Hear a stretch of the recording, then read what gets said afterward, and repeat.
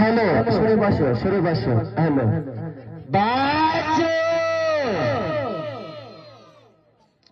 তো বন্ধুভাই দেখেছো আমার গলার মধ্যে কি দিয়েছে? একটা দড়ি আর দুটো গিট মেরেছে। গিট পড়েছে কিনা দেখেন না, গিট পড়েছে।